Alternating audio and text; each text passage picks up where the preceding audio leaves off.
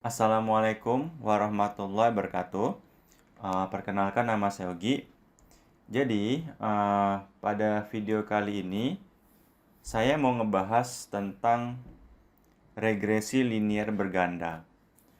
Jadi, topik yang saya bahas ini terkait uji normalitas ya. Asumsi normalitas pada regresi linear berganda. Jadi, bolehkah tidak melakukan uji normalitas saat melakukan regresi linear berganda, kemudian saat uji normalitas yang diuji variabelnya atau errornya. Nah, jadi di sini saya mau ngebahas berdasarkan referensi yang saya baca. Nah, jadi referensi yang saya baca dari buku Basic Econometrics edisi kelima yang ditulis oleh Damodar dan Dawn. Ini bukunya pada tahun 2009 ya. Kemudian satu lagi bukunya judulnya Discovering Statistics Using IBM SPSS, karangan Andy Field. Ini tahun 2018. Oke ya. Jadi kita mulai langsung di sini. Bolehkah asumsi normalitas error itu diabaikan pada regresi linear berganda? Di sini metode estimasi parameternya itu ordinary least squares, OLS. Oke. Nah, jadi salah satu buku yang membahas terkait asumsi normalitas pada regresi linear berganda OLS adalah buku Damodar. Jadi dia ada ngebahas nih di halaman berapa? Kalau kita lihat dia ngebahasnya di halaman 97. Jadi kalau kita lihat di halaman 97, kita bisa lihat dari daftar isinya ya. Nah, ini dia. Di sini ada ngebahas tentang asumsi normalitas. Normality assumption for UI ini maksudnya error, seperti itu dia. Oke. Nah, di sini jadi simbol UI ini ya, itu ada di halaman 40, itu menyatakan error. Jadi kalau kita lihat di halaman 40, kita cek dulu, coba ke halaman 40. Halaman 40. Nah, ini dia. Nah, ini ya. Jadi UI ini itu notasi untuk menyatakan error term ya. Oke. Itu ya, error. Kemudian lanjut lagi. Asumsi normalitas error itu tidak diperlukan. Bahasa mudahnya, uji normalitas itu tidak diperlukan bila mana dalam penelitian teman-teman hanya sebatas sampai mengestimasi parameter. Itu dia. Sebagai contoh, estimasi parameter koefisien regresi. Teorinya ada di halaman 97. Jadi coba kita lihat di halaman 97. Kita kunjungi halaman 97. 45. Ini halaman. Nah, ini dia ya, halaman 97. Ini kan? Jadi kita bisa lihat ya di sini teorinya. Jadi kalau sampai pada tahap pengujian hipotesis ya, ini saya ringkas saja maksudnya. Jadi kalau penelitian kita hanya sebatas estimasi, itu asumsi normalitas itu, uji normalitas itu tidak perlu dilakukan. Tetapi kalau pada penelitian kita sampai pada tahap uji hipotesis, ada uji, misalkan kayak uji T, uji F. Nah, itu perlu dilakukan uji asumsi normalitas errornya. Seperti itu dia. Ya. Nah, ini teori-teorinya bisa teman-teman baca. Ini dia. Asumsi normalitas dari error. Seperti itu dia. Kemudian kita lanjut lagi. Jadi, kita dapatkan informasi bahwasannya kalau penelitian kita hanya sebatas estimasi aja, yang tadi kan hanya sebatas estimasi, itu asumsi normalitasnya nggak perlu dilakukan. Maksudnya gimana? Maksudnya seperti ini.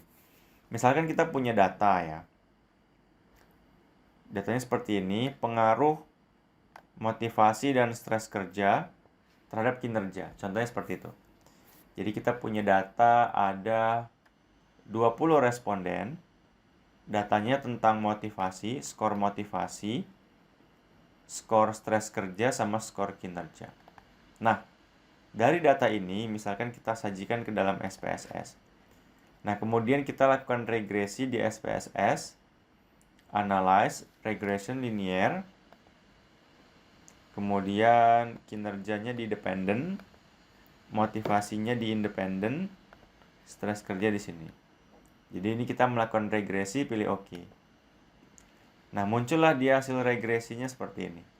Nah, ini di sini ada bagian untuk melakukan uji T. Ini untuk melakukan uji T, uji hipotesis nih. Nah, nilai di kolom B ini namanya nilai estimasi parameter. Nah, itu dia, estimasi parameter, koefisien regresi. Nah, ini uji F ya. Kita lanjut. Jadi hasilnya kita pindahkan di sini. Jadi yang warna kuning ini itu namanya koefisien regresi. Yang warna kuning ini namanya koefisien regresi. Sementara yang warna biru ini ya, itu sampai pada tahap pengujian hipotesis. Nah, jadi kalau dalam penelitian kita sebatas hanya menjelaskan nilai yang kuning ini aja, nilai dari koefisien regresinya, maka kita tidak perlu melakukan uji asumsi normalitas. Contohnya ini seperti ini. Koefisien regresi motivasi 0,338, yakni bernilai positif, yang berarti ketika motivasi meningkat, kinerjanya meningkat. Ya, karena dia positif ya. Tapi kalau stres kerja tuh koefisien regresinya negatif. Koefisien regresi stres kerja negatif 0,198. Yakni bernilai negatif, yang berarti ketika stres kerja meningkat, kinerjanya turun. Jadi kalau dia negatif, itu pengaruhnya berbanding terbalik. Jika X-nya meningkat, Y-nya turun. Nah, itu dia. Nah, kalau penelitian teman-teman sampai sini aja, tidak ada melakukan uji hipotesis, maka pengujian asumsi normalitas error tuh nggak perlu dilakukan. Tapi kalau teman-teman lanjut lagi sampai ke warna biru ini untuk melakukan pengujian hipotesis, maka teman-teman perlu melakukan uji asumsi normalitas. Seperti itu dia. Jadi misalkan nih kita mau melakukan uji hipotesis, apakah motivasi berpengaruh signifikan terhadap kinerja? Apakah stres kerja berpengaruh signifikan terhadap kinerja? Nah, kita mau melakukan pengujian hipotesis seperti itu. Maka teman-teman pastikan asumsi normalitas errornya terpenuhi. Nah, jadi kita bisa lihat nilai sig-nya. Untuk motivasi sig-nya 0,008. Kan lebih kecil daripada 0,05. Maka kita simpulkan motivasi berpengaruh signifikan terhadap kinerja. Begitu juga stres kerja, nilai sig-nya 0,047. Lebih kecil daripada 0,05, maka stres kerja berpengaruh signifikan terhadap kinerja. Nah, karena kita sampai pada tahap yang biru, uji hipotesis, kita harus cek dulu asumsi normalitasnya terpenuhi atau tidak. Kalau di SPSS kan caranya seperti ini. Analyze, regression, linear.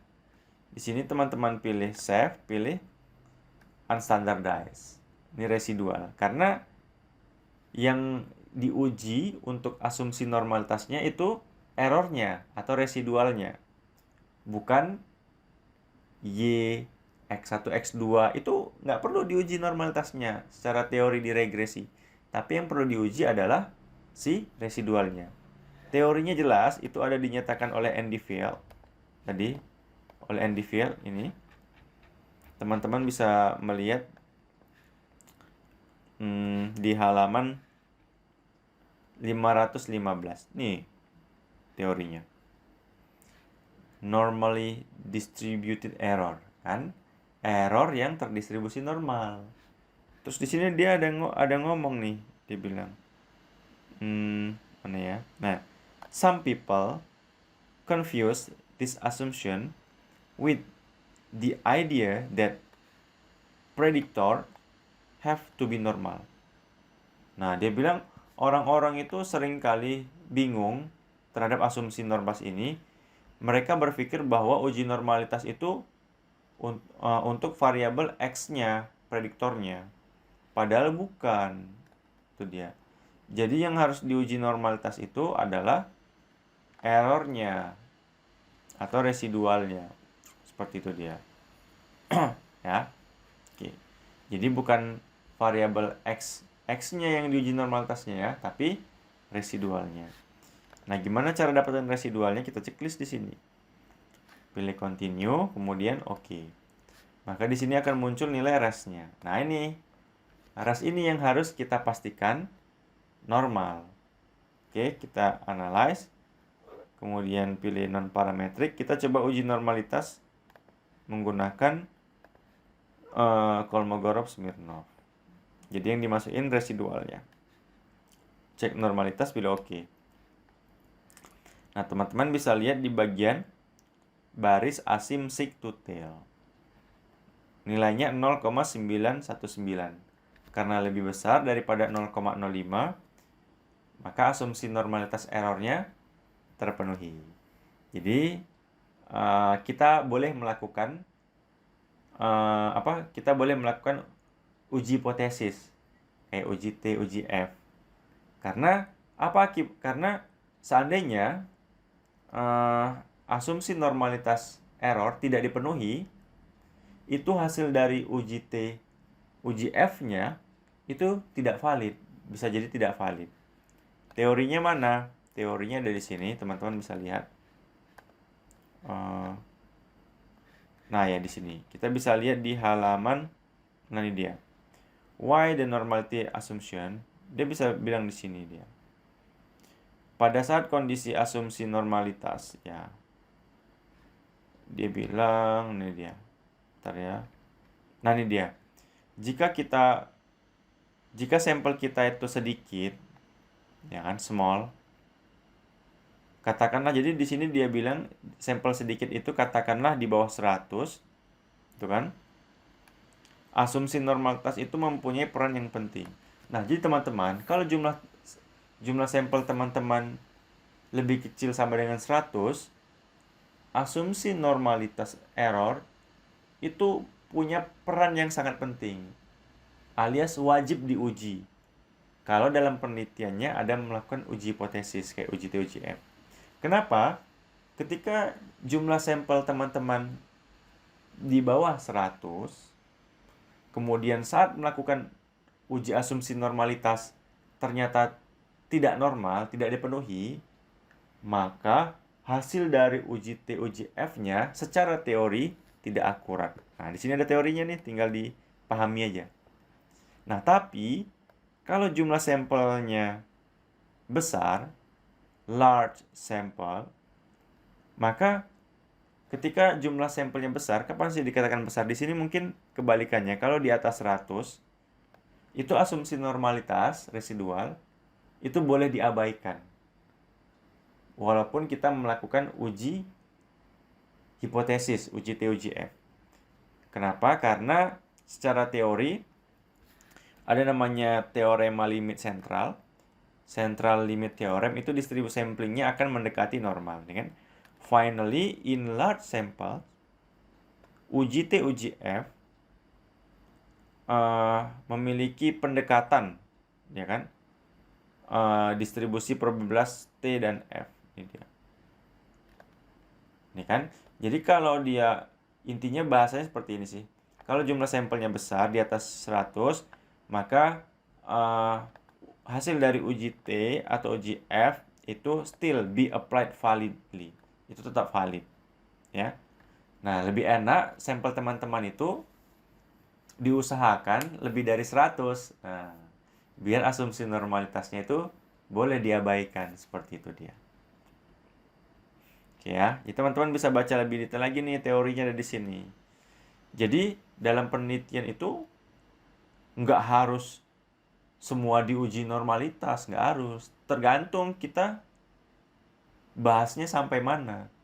Kalau hanya sampai sebatas estimasi parameter, maksudnya estimasi parameter itu apa? Ya sampai warna kuning aja, nggak ada uji hipotesis. Itu namanya estimasi parameter. Maka asumsi normalitas error nggak perlu. Tapi kalau sampai pada pengujian hipotesis, penelitiannya ada hipotesis, cek dulu jumlah sampelnya. Kalau di bawah 100, lakukanlah uji asumsi normalitas errornya. Tapi kalau di atas 100, secara teori boleh diabaikan. Ya, teman-teman bisa bacalah lebih detail. Saya hanya menyampaikan aja seperti itu. Oke, ada lagi nggak yang mau saya sampaikan ya? Kayaknya sudah sih. Nah, ini persamaan regresinya. Ini kan, nih tadi sudah saya bahas. Ini dia. Nih. Oke teman-teman, semoga bermanfaat. Mohon maaf atas segala kekurangan. Assalamualaikum warahmatullahi wabarakatuh.